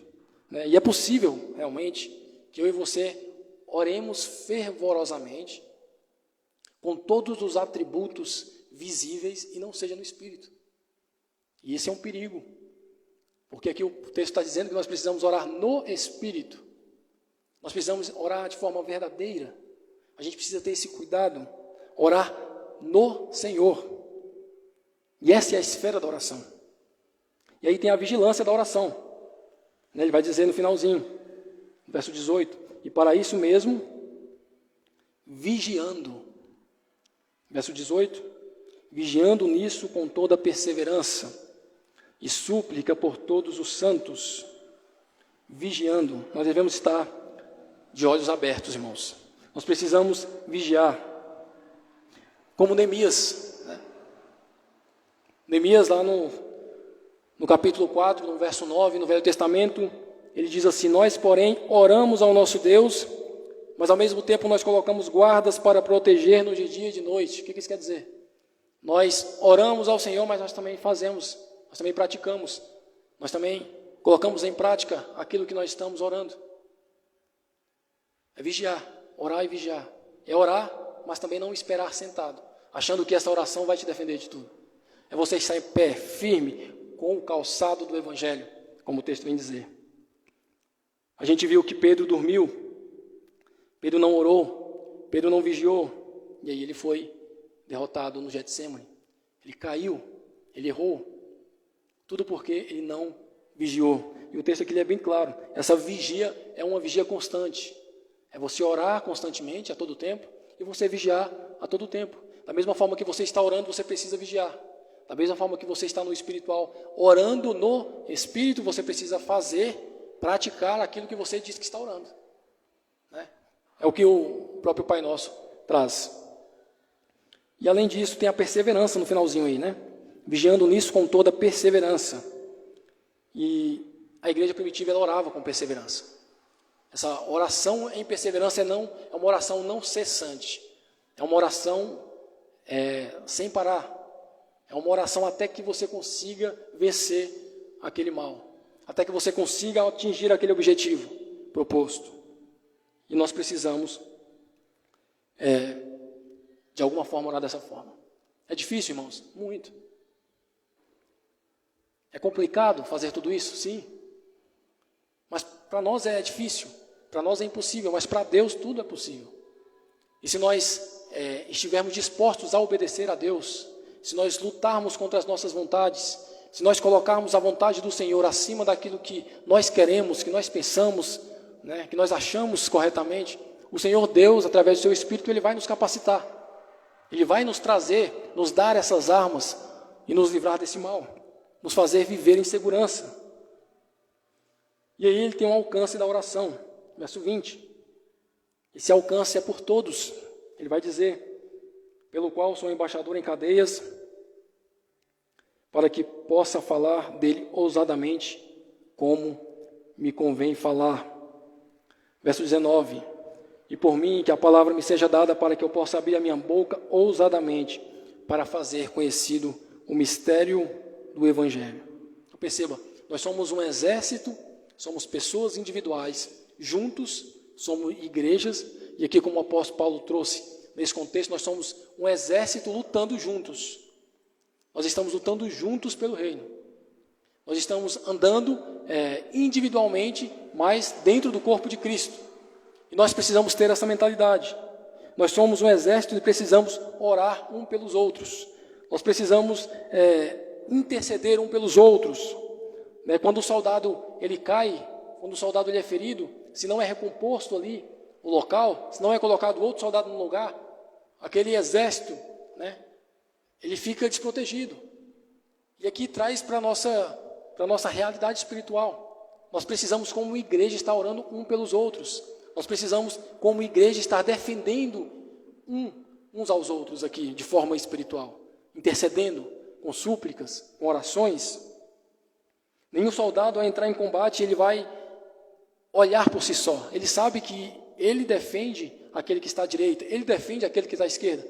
Aquele que está ao seu lado sabe que precisa te defender. Essa é a intenção do apóstolo Paulo ao trazer esse verso. Que por mim a palavra me seja dada para que eu possa abrir a minha boca ousadamente para fazer conhecido o mistério. Ele não fixava o seu evangelho somente em um local, somente para certo tipo de pessoas, mas ele queria, como igreja do Senhor, alcançar aquelas pessoas, o máximo de pessoas, sabendo que todos ali de forma unitária, de forma individual, faziam parte coletivamente do corpo de Cristo. E Paulo ele pede oração por si mesmo, é interessante isso. Ele pede oração por si mesmo e não para se livrar da prisão. Ele pede oração para si mesmo e não para sair daquela cadeia, não para tirar o sofrimento da vida dele. Não, ele pede oração, mas para tornar-se mais eficaz na proclamação do Evangelho. Olha que interessante. Ele traz nessa carta doutrinas, ensinamentos teóricos, práticos, e aqui, no final, quando ele vai falar sobre oração, ele ora para que o Evangelho, para que ele consiga de forma ousada pregar o Evangelho mais e mais. A preocupação dele não está na comida, na bebida, não está se ele vai ser solto, se ele vai morrer. Lógico que ele é ser humano, que ele sente medo, que ele sente frio, que ele sente fome, naturalmente. Mas perceba, o foco dele não é esse. O foco dele é, ore por mim, para que eu consiga ousadamente pregar a palavra do Senhor. Essa palavra que me foi dada, esse evangelho que me foi dado. Ele vai dizer no verso 20, pelo qual eu sou embaixador em cadeias, para que possa falar dele, de Cristo, do evangelho, ousadamente como me convém falar, porque foi para isso que ele foi chamado. E agora vai entrar na última parte, que é o encorajamento. A gente viu o inimigo, a gente viu a questão dos equipamentos, a gente viu a energia, a oração, a súplica, e a gente vai ver essa última parte que o apóstolo traz, que é o encorajamento para lutar. O encorajamento para que você, tendo essas suas armas espirituais, você lute. E ele vai falar isso do verso 21 ao 24. Diz assim, ora, para que vós também possais saber das coisas acerca de mim e o que faço, Tíquico, irmão amado e fiel ministro do Senhor, vos fará saber todas as coisas, o qual vos enviei para o mesmo propósito, para que conheçais as coisas a nosso respeito e para que ele console os vossos corações. Paz seja com os irmãos e amor com fé, da parte de Deus Pai e do Senhor Jesus Cristo. A graça seja com todos os que amam nosso Senhor Jesus em sinceridade. Então, para a gente finalizar, ele traz esses últimos versos e ele está dizendo que não estamos lutando a guerra sozinho. Ele vai dizer que ele está enviando o irmão Tíquico para acalmar aquele povo, como nós falamos no início da pregação, para acalmar aquele povo acerca da sua situação. E que essas outras pessoas, que não só ele, mas que essa igreja também está lutando. Isso é um encorajamento. Eu estou preso e estou orando por vocês, e ao mesmo tempo eu sei que vocês aí fora estão orando por mim. E nós devemos nos encorajar uns aos outros, para que vós também possais saber das coisas acerca de mim. Para que vocês fiquem despreocupados. Tíquico está indo levar notícias. Nosso irmão amado, ele vos fará saber todas as coisas. Paulo encorajou os efésios, irmãos, e diz que Tíquico, ele foi um encorajamento para aquele povo. Porque assim como ele trouxe notícias da igreja para Paulo e o encorajou, Paulo, as pessoas estão preocupadas. Lembra do capítulo 1? As pessoas estão preocupadas. Você precisa escrever. A igreja sabe que você está preso. Você precisa encorajar a igreja. E aí ele escreve a carta aos Efésios. E agora ele finaliza dessa forma. Estou enviando o Tíquico de volta. Porque ele me encorajou e agora ele vai encorajar vocês acerca de mim. O encorajamento, ele faz parte da igreja. O ânimo, coletivo. O irmão encorajando o outro. O irmão ajudando o outro. O irmão dando suporte ao outro. Isso faz parte. Paulo encorajou esses Efésios, essa igreja, enviando Tíquico. E agora Paulo, ele envia para encorajar essas pessoas a respeito da sua própria vida, a respeito daquele momento que ele estava passando. Então, Paulo, ele compartilhava os seus problemas, ele compartilhava os seus desafios, ele não negava a situação que ele estava, ele não mentia sobre a sua situação, porém ele sabia que aquela situação era para o benefício do Evangelho, como ele diz no início da carta, que aquela situação fazia parte do controle de Deus que nos elegeu antes da fundação do mundo, que aquela situação que ele estava fazendo era para que ele ganhasse mais almas, para que o Evangelho pudesse, de alguma forma, alcançar mais pessoas. Então, Paulo, ele compartilhava Ele sabia que Satanás estava se opondo ao Evangelho e que ele, com as armas que ele tinha em mãos, né, que naquele momento eram suas cartas, era a sua doutrina, era a sua palavra, ele precisava encorajar aquela igreja. E é um grande encorajamento fazer parte dessa igreja, irmãos. Porque essa igreja de Efésios, né, essa igreja de Éfeso, ela pode se encaixar na nossa igreja. Porque nós somos gentios. Nós fomos alcançados pelo Evangelho da Salvação. E essa igreja era dessa forma. Pessoas de todas as religiões que se convertiam. Pessoas pagãs. Pessoas que acreditavam em outros deuses. E perceba, ele encoraja essas pessoas a respeito desse Evangelho. Ele encoraja essas pessoas a respeito dessa carta. Tíquico iria levar essa carta e seria lida ali para aquele povo. Essa carta seria provavelmente não lida somente para aquele povo, mas seria uma carta circular, né, como geralmente eles faziam.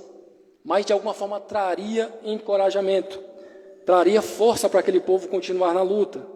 Então não existe em qualquer passagem do Novo Testamento uma sustentação de um crente ou de uma pessoa cristã vivendo de forma isolada, sem encorajamento do irmão, de um cristão, vamos dizer assim, imune aos ataques de Satanás, de um cristão que consegue viver sozinho, sem uma igreja, de um cristão que não necessite de uma oração, de um cristão que não necessite de uma intercessão, de uma palavra de ânimo. Não existe no Novo Testamento. Todos nós precisamos, em algum momento, ser encorajados. E é isso que o apóstolo Paulo está fazendo, neste momento, a igreja. E os crentes, eles são como ovelhas, né? Nós somos como ovelhas. Nós precisamos viver no bando. Nós precisamos viver ouvindo a voz do pastor, mas juntos, não dispersos. Quando nós vivemos sozinhos, Cristo vai lá nos resgatar. Quando nós saímos do rebanho, nós erramos. Nós ficamos tristes, nós ficamos mornos, nós ficamos fracos, porque nós somos assim. Essa comparação de rebanho e de pastor, ele é espiritual porque nós somos assim no espiritual.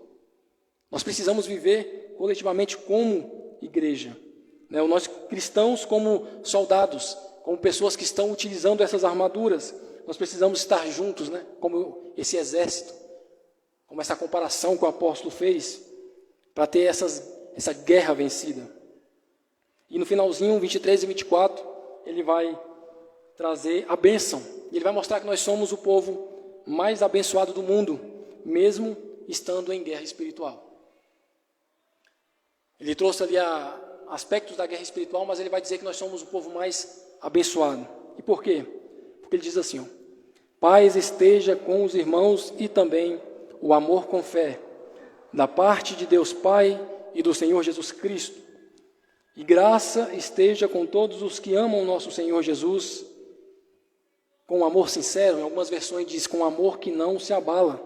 Observe as palavras na conclusão dessa carta: paz, amor, fé e graça.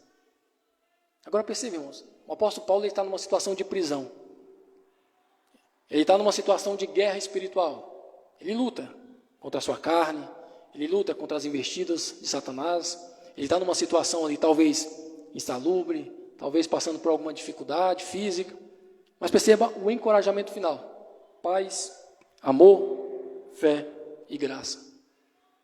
Paz, amor, fé e graça. Nós somos abençoados, nós temos isso mesmo participando todos os dias de uma guerra espiritual. Mesmo estando sob ataque, nós temos paz, nós temos amor, nós temos fé e nós temos e estamos revestidos da graça do Senhor. Paulo, ele era prisioneiro, mas mesmo assim ele era mais abençoado do que o próprio imperador, né? Ele era prisioneiro de Roma, mas ele tinha a sua salvação. Ele era um homem sofredor, mas ele tinha o Espírito Santo vivendo em seu coração. Ou seja, a verdadeira bênção estava sobre ele, e não sobre aqueles a quem as pessoas identificavam como detentor das bênçãos materiais. O imperador, né? Os soldados romanos, as pessoas que tinham poder naquela época. Então a graça ela estava com Paulo, e ela está com Tíquico, e ela está com a igreja em Éfeso, e ela está conosco que cremos e que somos salvos pela graça. A graça é para aqueles que amam a Jesus, perceba. A graça esteja com todos os que amam o nosso Senhor, ele diz.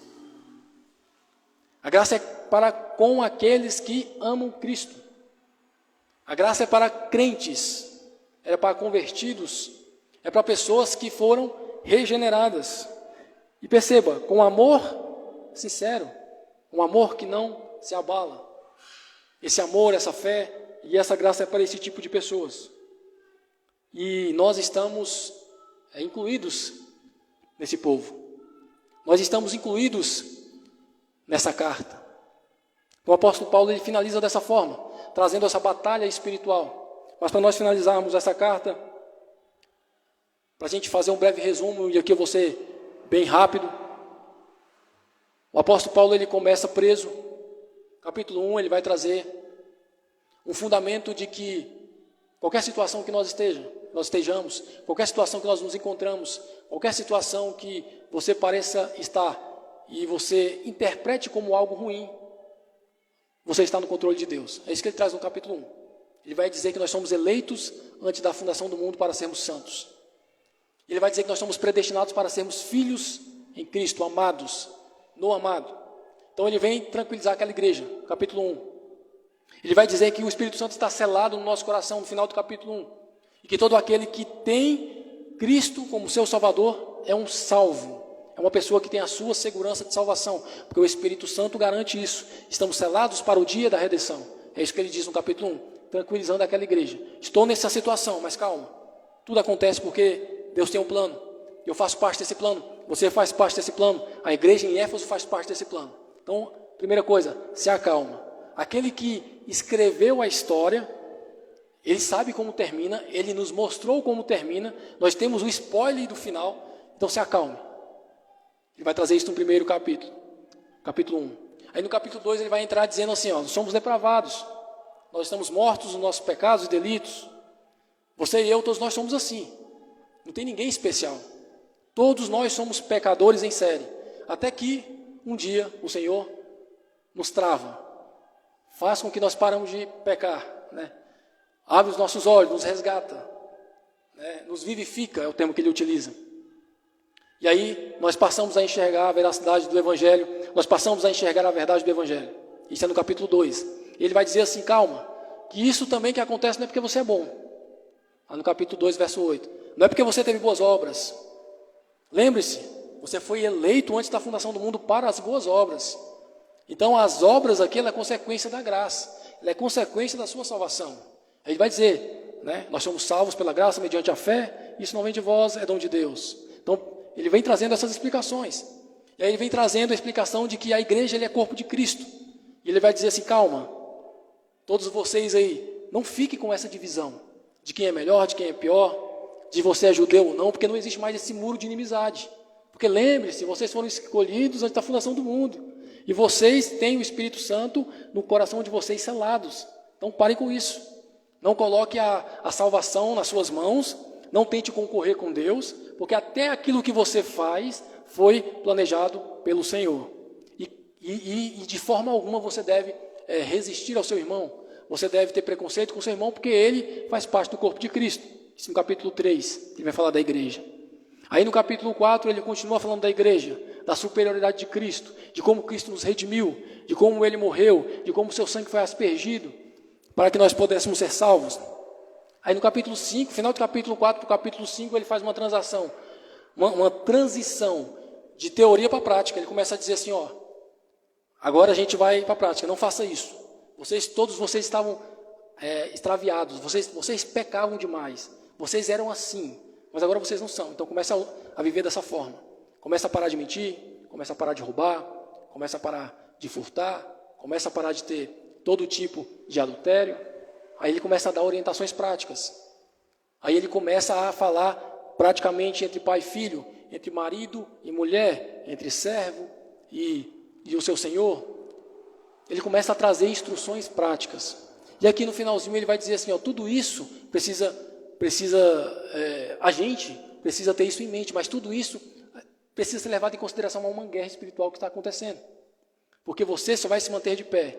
Você só vai conseguir se manter de pé se você conseguir, como a Bíblia vai trazer, como o apóstolo Paulo vem trazer, você conseguir vestir essa armadura. E você precisa estar revestido de toda essa armadura. Você precisa ter totalmente o Espírito, ser cheio do Espírito e ao mesmo tempo vestir toda essa armadura. Porque assim você consegue resistir o dia mal, você consegue apagar os dardos inflamados. E no final ele encoraja: estou preso, mas ore por mim, não porque eu preciso de oração para sair da prisão, mas ore para que eu tenha forças para pregar cada vez mais, que o Evangelho tenha o alcance que precisa ter.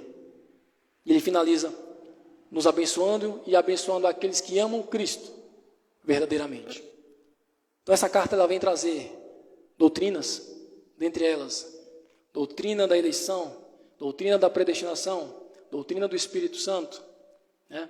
Vem trazer a doutrina da depravação total, a doutrina da sola gratia, a doutrina da somente a fé, a doutrina da igreja, vem trazer a doutrina da obediência a Cristo, vem trazer a doutrina da aspersão do sangue de Cristo, vem falar sobre um pouco de cristologia. Perceba como uma carta é cheia de ensinamentos.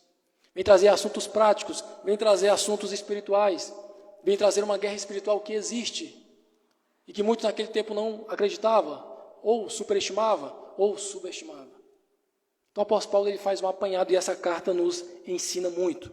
E é aqui que nós finalizamos. E eu oro a Deus para que os ensinos que nós aprendemos aqui possam ficar no nosso íntimo, no nosso coração, que a gente consiga praticar, que a gente consiga ler, reler, aprender, né? Que o Espírito Santo possa nos lembrar, nos fazer lembrar, né? Trazer à nossa mente textos e textos para que a gente possa cada vez mais estar fundamentados. Então eu agradeço a Deus a oportunidade de poder trazer essa carta, esse estudo, e se Deus permitir nós traremos a próxima carta, dentro desse contexto, a carta de Paulo a Filemon. E por que a gente vai trazer essa carta? Porque está dentro desse contexto de Efésios, de Filipenses, de Colossenses, desse contexto de prisão. Amém? É uma carta pequena, creio eu que nós não vamos demorar mais do que 4, 5 cultos para finalizá-la, mas perceba como é importante a gente estudar o livro completo. Agora, se os irmãos vão em Filipenses, se os irmãos vão em Efésios, se os irmãos vão em Romanos, ali nos seus primeiros capítulos, se os irmãos vão em Colossenses, os irmãos têm fundamentos, né? Tem ensinos ali que pode trazer para a vida de forma prática. Amém? Então agradeço a Deus pela essa oportunidade, convido o grupo de louvor para estar louvando ao nosso Senhor.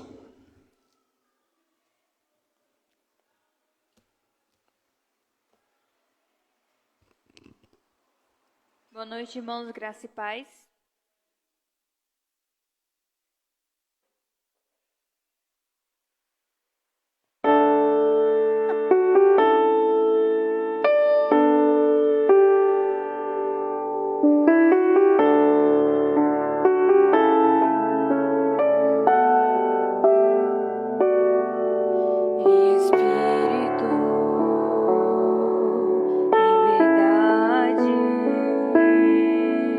Te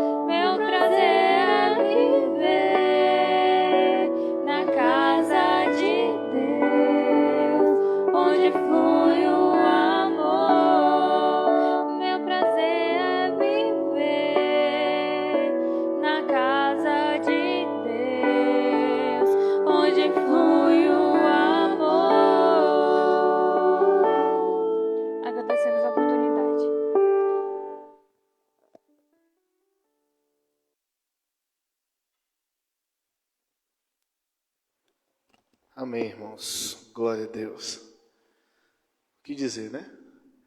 Somos gratos a Deus. Somos felizardos pela oportunidade de estarmos aprendendo dia após dia a sua palavra, de estarmos crescendo dia após dia na graça e no conhecimento. O pastor Marconel acabou de trazer, e eu repito, para nós é um privilégio estarmos estudando livros, né, completos, para nosso fundamento, para nós entendermos de fato a palavra no seu contexto, sem pretexto para heresia, né, sem tirar do foco. E nisto eu agradeço a Deus, agradeço ao Espírito Santo por nos instruir através da sua palavra, por nos fundamentar dia após dia.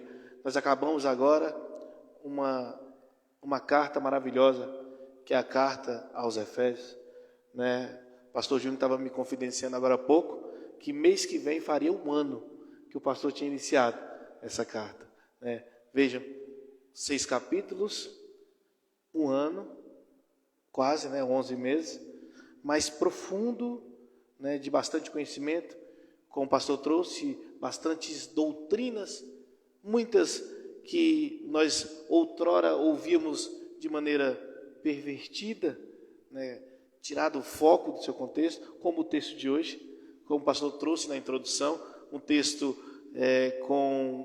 com perigos, que se não for tratado dentro do seu contexto, à luz da palavra, podemos ficar enganados.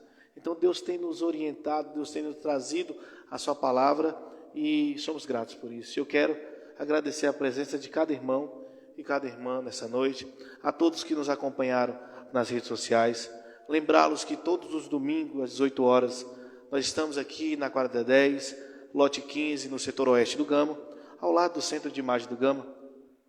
A Igreja O Caminho, comunidade cristã, está sempre de portas abertas para receber todos aqueles que desejam estar conosco cultuando ao Senhor. Lembrar também que todas as quintas-feiras, às 20 horas, nós estamos reunidos, né, no estudo do Novo Testamento, o Evangelho de Jesus, conforme o relato de Mateus, que não tem 9 meses, mas já tem muito mais tempo, mas também com a grande quantidade de capítulos que são, né? Então, com certeza. Mas estamos aí no capítulo 19, né? Eu estive ausente aí por 2 semanas, Deus sabe o motivo, e eu sou grato a Deus pela oportunidade, e agradecendo também já ao pastor Marconel por dar continuidade, dando sequência aí aos demais irmãos por acompanharem, por se fazerem presentes e nos ajudar nesses estudos. E próxima quinta-feira, se Deus permitir, estaremos aqui novamente, louvando ao Senhor através da palavra, que é o nosso foco. Amém, irmãos? Que Deus abençoe a todos. Vamos colocar de pé, vamos orar ao Senhor, agradecer a Deus por esse início de semana, né? Por mais um domingo, começando com o que nos é dado a começar mesmo, louvando ao Senhor, agradecendo a Ele, né? E pedindo a Ele que, através do seu Espírito, possa nos instruir em mais uma semana de trabalho, de estudos, de convivência, e que essa semana nós possamos estar, como todas as outras, fundamentados pelo Espírito Santo, sendo guiado, sendo corrigido, sendo levado, sendo aberto os olhos pelo Espírito. Que o Espírito Santo venha nos dar forças durante a semana, nas nossas relações interpessoais, na nossa vida, dia após dia, no nosso relacionamento conjugal, com os nossos filhos, com os nossos pais, para que nós possamos ser de fato cristão e amar Cristo verdadeiramente. Feche seus olhos. Querido Deus, Pai Todo-Poderoso, somos gratos a Ti mais uma vez por cada palavra aqui ministrada, sabendo, Pai, que ela veio direto do Teu coração e vem sendo revelado a nós através do Teu Espírito. Que nós possamos, Pai, cada dia mais crescer nessa verdade. Que nós possamos a cada dia mais, Pai, entender este Evangelho, este mistério ao qual o Senhor tem se revelado a nós. Sendo grato, Pai, pelo privilégio de fazer parte do Teu corpo, de poder ser chamados filhos, de poder termos sido justificados pelo Teu Filho. Fazer parte dessa família, ao qual muitos não creem, mas aqueles que fazem parte têm certeza da salvação. E por isso estamos aqui, Pai, louvando a Ti, engrandecendo o Teu nome e Te pedindo, sê conosco. Livra-nos, Pai, de nós mesmos, dos nossos corações enganosos, das nossas mentes, Pai, que são tendenciosas ao mal. Nos dê força, que o Teu Espírito venha dominar sobre nós. Que nessa guerra espiritual que vimos aqui hoje, e que é real, que nós sabemos, mas nós aprendemos hoje que quem prevalece é o Teu poder, é o Teu Espírito, Pai. E nós estando fundamentado em Ti, possamos nos revestir dessa verdadeira e toda a armadura. Que possamos compreender de fato a fé, a palavra da salvação, a verdade, a justiça. Que tudo isso que nós aprendemos aqui hoje vem estar de fato nos fundamentando para uma vida verdadeira contigo. E é isso que eu te peço, Pai. Ser conosco, nos dê uma semana abençoada debaixo das Tuas mãos potentes. E ser conosco, em nome de Jesus. Amém. Amém. Está finalizado, irmãos, em nome de Jesus.